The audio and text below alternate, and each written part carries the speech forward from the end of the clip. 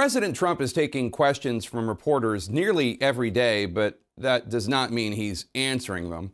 The president continually responds to urgent questions from the media about the coronavirus pandemic by attacking the journalists asking the questions, no matter how relevant or vital.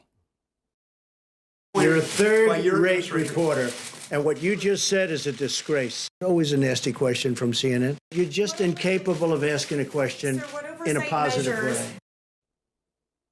You heard that right. Amid a global pandemic and tens of thousands of infected and dead Americans, the president is upset that journalists are not asking questions in a positive way and are instead asking him challenging questions, questions he clearly does not want to answer, questions that he does not want you to think about, such as the April 6th HHS Inspector General report that surveyed 323 U.S. hospitals that lacked enough testing equipment, to say nothing of PPE, masks, ICU beds, or more. Asked about by Fox News' Kristen Fisher.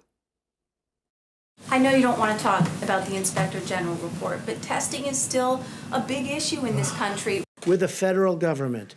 We're not supposed to stand on street corners doing testing. You should say, congratulations, great job, instead of being so horrid in the way you ask a question. There's nothing horrid about the question. Mr. President, on March 6th, you visited the CDC and you said anyone who wants a test can get a test. That was not true then. It remains untrue today. Any responsible path out of the situation requires much more widespread testing than the U.S. is doing right now. What is the plan to ramp it up even more, sir? How many Americans will be tested and by when? Then there's this question from CBS's Weijia Zhang. Yesterday, Jared Kushner said the notion of the federal stockpile was it's supposed to be our stockpile. It's not supposed to be state stockpiles that they then use. What did he mean by our? The president responded by calling that a gotcha question. It's not, and saying that the reporter should be ashamed of herself. She shouldn't. But Mr. President, the American people want to know, what responsibility do you believe the federal government has when it comes to aiding states with supplies from the federal stockpile? Colorado's Democratic governor said that FEMA had swooped in and grabbed ventilators that his state was trying to get. And then days later, you announced that you were giving ventilators to Colorado because of the efforts of a vulnerable Republican senator from that state.